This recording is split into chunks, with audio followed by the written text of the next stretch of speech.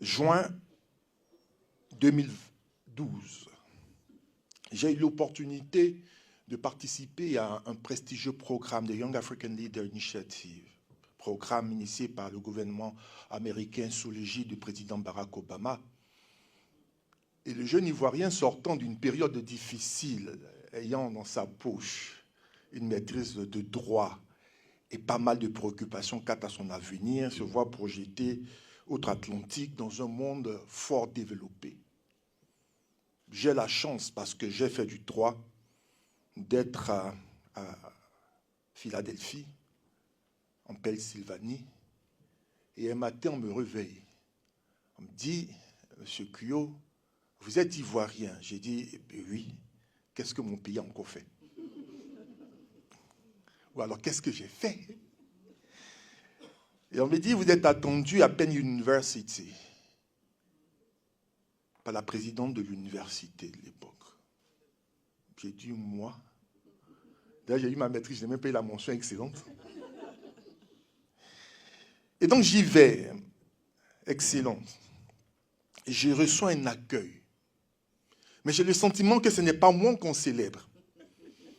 Je dis, Kuyot, ça c'est une belle escroquerie, il ne s'agit pas de toi. Mais effectivement, il ne s'agissait pas de moi. En cette occasion, à cette date, j'incarnais là, la Côte d'Ivoire, et surtout l'histoire et les pas de l'un des miens, qui m'avait dévancé plusieurs années auparavant et qui avait fait classe extraordinaire au sein de cette université.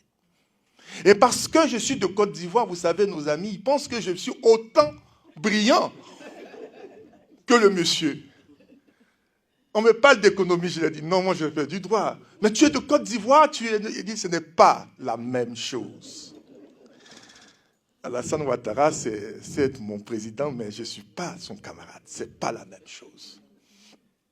Mais au sortir de cette expérience, vous vous rendez compte que ce que vous êtes, le regard que le monde porte sur vous, est fonction de celui qui, à un moment donné de votre histoire, incarne le leadership de votre pays.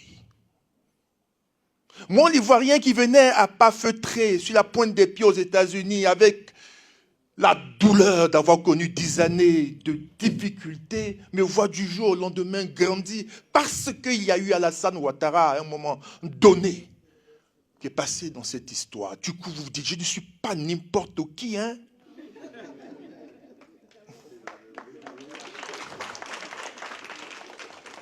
La lumière, le rayonnement de l'homme a fait de moi non pas Landry Kuyot, mais un digne fils de Côte d'Ivoire. Le regard porté sur moi a changé, maman. C'est-à-dire, le dîner, on me regardait avec admiration. Parce qu'à la tête d'un État, en tout cas pour ce que la Côte d'Ivoire a voulu que l'État de Côte d'Ivoire soit construit, depuis la Première République jusqu'à la Troisième, les articles de la Constitution en 60, l'article 8, en 2000, l'article 34 et l'article 54, nous dit exactement le type de personnes en capacité de gouverner notre pays. Nous faisons le choix d'un homme qui doit pouvoir réunir certains profils, porter certains caractères pour être digne de notre Côte d'Ivoire. Permettez-moi de le lire. L'article n'a pas tant changé. Il a écrit ceci. Le président de la République est le chef de l'État. Il incarne l'unité nationale. Il veille au respect de la Constitution. Il assure la continuité de l'État. Il est le garant de l'indépendance nationale, de l'intégrité du territoire et du respect des engagements internationaux. Quand j'ai lu cela à plusieurs reprises, je me suis dit, comment peut-on donner une charge aussi forte à un homme, un être humain? Comment est-il possible qu'un homme porte autant sur ses épaules, ne serait-ce que pour 5 ans? Et donc, je comprends que le peuple de Côte d'Ivoire veut à sa tête un homme exceptionnel, ou qui est capable de s'élever à l'exception dont les pères. Et je disais ainsi à mes amis, voyez-vous, lorsque vous devrez choisir l'un de nôtre, afin qu'il puisse porter la magistrature suprême. Lisez encore l'article 5. Une assise territoriale, une population et un gouvernement centre d'impulsion du pouvoir. Je dis souvent aux gens que lorsque vous devez apprécier la gouvernance Alassane Ouattara, il faut regarder 3 temps de sa gouvernance. Le premier temps, de 2011 à 2015, il fallut que l'homme puisse restaurer autant l'assise territoriale, mais aussi l'autorité de l'État partout sur les 322 000 km². Si vous croyez que c'est chose aisée et donnée, demandez à Laurent Gbagbo, ce n'est pas aussi facile que ça.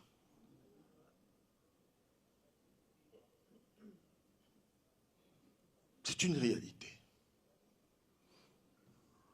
En plus d'avoir le périmètre pour soi, il faut que l'État soit présent, suffisamment présent pour rassurer les personnes qui vivent partout en Côte d'Ivoire. Capable de se dire que là où je me trouve, même à 500 km d'Abidjan, capitale économique, je sens la présence du chef, la sécurité du père. Et je me sens appartenir à l'ensemble de la communauté nationale dont ceux-ci sont appelés Ivoiriens. Il a réussi ça. Alors que pour beaucoup, c'était perdu ou chose difficile. Oui, il a réussi ça. Si on est fier de dire que nous sommes de Côte d'Ivoire telle qu'elle est, telle que nous a légué au Houphouët-Boigny, c'est parce qu'à un moment donné de notre histoire, un homme a fait ce qu'il fallait faire pour pouvoir restaurer l'entièreté du territoire, mais aussi l'autorité de l'État. Vous me parlez d'architecte du lien social, mais oui, il faut bien que ces populations vivent sur un territoire et qu'elles ont le sentiment et même fassent l'expérience de la présence de l'État de manière quotidienne et ordinaire. C'est la première mission du chef de l'État. Dans le deuxième temps, il fallut bien produire pour pouvoir partager. Quel homme généreux peut-il donner s'il n'a rien? Comment on distribue si on ne produit pas? Comment est-il possible de partager si vos poches, vos greniers sont vides? De 2015 à 2020, le président Ouattara a entamé d'importantes réformes pour aménager ce territoire et veiller à ce que chaque région de Côte d'Ivoire soit mise en valeur. Oui, c'est important de le souligner. Parce que souvent, les populistes vont vous vendre la possibilité de vous servir la soupe populaire, mais souvent, elle est de mauvaise qualité. Avec Alassane Ouattara, il faut comprendre qu'il faut que toi, tu prennes part dans la Côte d'Ivoire afin d'espérer prendre ta part de la Côte d'Ivoire. C'est un investissement pour qu'en retour, tu puisses en tirer les fruits de la croissance.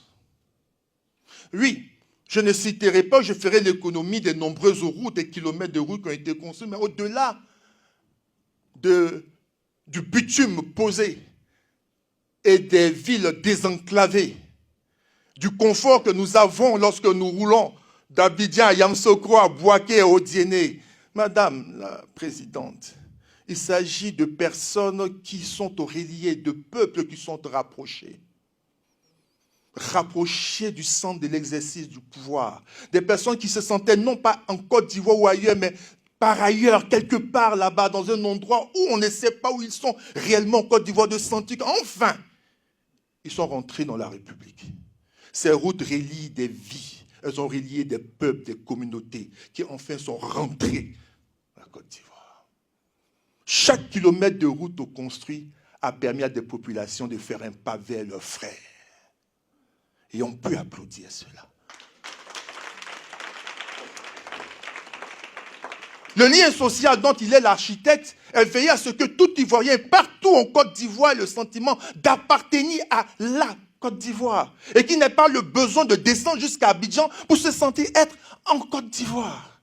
Et les routes ont participé à ça. Donc ne voyez pas que le technocrate, parce que chaque acte posé, même dans le domaine purement économiste, est pensé pour l'homme et avec l'homme.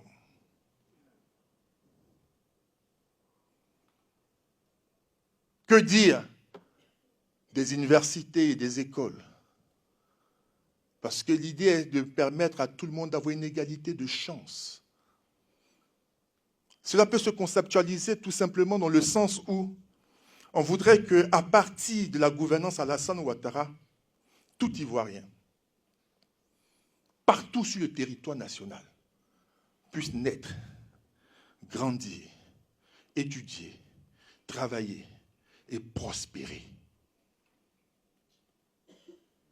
Quel que soit l'endroit où il se trouve. Qu'il n'ait plus besoin de venir jusqu'à Abidjan. C'est ambitieux, mais c'est nécessaire pour que tout le monde se sente appartenir à la Côte d'Ivoire. Et que cette communauté nationale chérie par Houphouët-Boigny, qui par la suite a maturé pour devenir un peuple, devienne une grande nation espérée et présentée pour le programme du président Alassane Ouattara. Et je vais chuter, parce que je n'ai pas assez de temps et après moi, il y a un grand homme. Pour dire que le troisième temps de sa gouvernance est celle de la Côte d'Ivoire solidaire. Mais comprenez donc la cohérence et la logique de l'homme.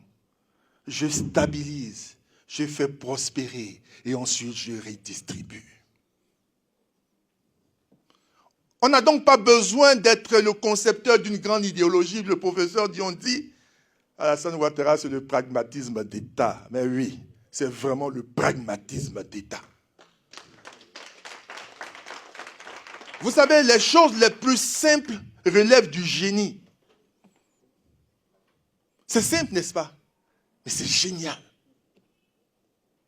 Et de 2020 à 2025, l'homme, sans grand effort, mais avec aisance, parce que les produits et les fruits de la croissance sont disponibles, est en capacité de mettre en œuvre des politiques publiques lui permettant de pouvoir tenir ses engagements, voire aller au-delà de ses engagements. Amélioration de la rémunération des fonctionnaires, au point où la fonction publique boudée est de plus en plus prisée. La sécurité sociale avec l'assurance maladie universelle. Les centres de santé qui se rapprochent. Les universités, les écoles. Vous me dites, non, on ne nous donne pas de l'argent, mais lorsque tu vas à l'école gratuitement ou à des frais très bas, c'est une forme de richesse qui t'est donnée parce qu'il permet à tous de gagner en employabilité et demain de pouvoir gagner son pain obtenu avec des mains salies dans la boue.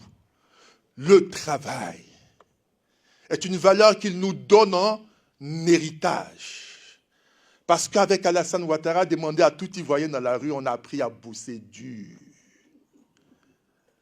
Et on a compris que tous ceux qui nous vendaient la soupe populaire nous escroquaient. Tu veux manger ton pain, tu bosses. Aujourd'hui, on est fiers d'être de Côte d'Ivoire. On est fiers, n'est-ce pas?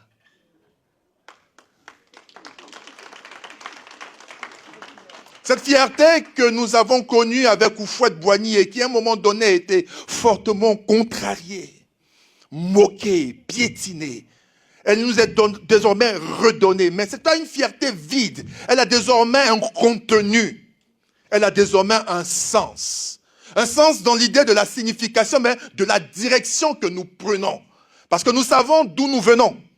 Nous savons où nous sommes. Mais avec ambition, nous savons où nous voulons aller et devenir une grande nation, dominatrice, capable de pouvoir triompher dans tous les domaines d'activité. Il nous donne la possibilité aujourd'hui en tant qu'Ivoiriens d'aller à la conquête de notre économie et de gagner en une nouvelle forme de souveraineté, une souveraineté économique et financière. Chaque périmètre de secteur d'activité vous êtes désormais donné, jeunes, afin que vous puissiez prendre ça pour vous, parce que c'est votre pays.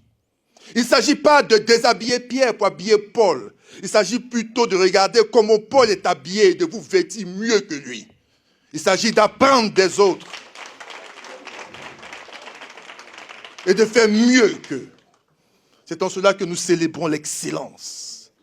Voici ce qu'il nous donne. Notre lien social est de ce que nous sommes une grande nation, un grand peuple, et dont la grandeur est méritée par le travail. Il bâtit l'infrastructure pour que nous puissions prospérer en interne. C'est à nous de saisir cette chance historique, parce que malheureusement, personne n'est éternel. Mais j'espère qu'en chacun d'entre nous, il y ait des petits Alassane Ouattara pour continuer dans vos vies en tant que père de famille, en tant que mère de famille, en tant que directeur, en tant qu'employé, mais partout dans tout ce que vous aurez à faire. Soyez excellents et soyez les meilleurs, structurés et organisés. Et je vous promets une chose, la Côte d'Ivoire va vous célébrer. Je vous remercie.